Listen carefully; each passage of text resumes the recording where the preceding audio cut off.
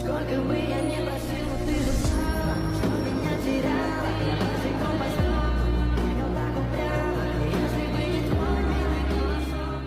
সমস্যা নাই, প্রথম এক্সপেরিয়েন্স। হারলেও আরএইচকে, জিতলেও আরএইচকে। জিতলেও আমরা পাশে আছি, হারলেও আমরা পাশে আছি। মানলাম তারা ভালো খেলে না, কিন্তু প্রথম দিন প্রথমবারের মতো ওইখানে বসে যে চাপ অনুভব হয় সেটা তারা ছাড়া আর কেউ বুঝবে না। বাংলাদেশের হয়ে আরএইচকে ইডব্লিউসি তে গেছে, এটাই গর্বের বিষয়। আমাদের গর্ব হয় আরএইচকে টিমকে নিয়ে। তারা বিশ্ব মঞ্চে বাংলাদেশের পতাকা হাতে নিয়ে দাঁড়িয়েছে। ম্যাচ জিতুক বা হারুক, তারা বাংলাদেশের পতাকা হাতে নিয়ে বাংলাদেশকে রিপ্রেজেন্ট করেছে, যা এর আগে কোনো বাঙালি করতে পারে। তবে কি এটা আমাদের কাছে গর্বের বিষয় নয়? আমাদের পক্ষ থেকে তাদের জন্য কি সমালোচনায় বেশ? যারা সমালোচনা করতেছে তারা হিংসাই করতেছে। আবেগ বিবেক যেদিক দিয়ে মন সেদিক দিয়েই ভাব, যত খুশি তত ভাব। কিন্তু আরএসকে টিমকে হেড দেওয়ার মতো একটা কারণও খুঁজে পাবা না। আছে এবং ভবিষ্যতেও থাকবে। জেবিসি দের জন্য হলেও আরএসকে টিমকে সাপোর্ট করা উচিত। তার স্বপ্ন এখন টিম আরএসকে এর হাতে। তুমি যদি জেবিসি তার ফ্যান হয়ে থাকো, তুমি যদি জেবিসি থেকে আসলেই ভালোবাসো, তাহলে আরএসকে টিমকে তোমাদের মন থেকে সাপোর্ট করা উচিত। তারা যে খেলে না, সো তাদের এক্সপেরিয়েন্স না থাকারই কথা। আর এক্সপেরিয়েন্স না থাকলে ম্যাচ কি রকমের বাজে হয় সেটা তো তোমরা আমার থেকে ভালোই জানো। সো তোমাদের এখন উচিত আরএসকে টিমকে মন থেকে সাপোর্ট করা। কেউ আরএসকে টিমকে হেড দিলে সর্বোচ্চ দিয়ে তার প্রতিবাদ করা, কারণ দিন শেষে আরএসকে টিম আমাদের বাংলাদেশের প্লেয়ার।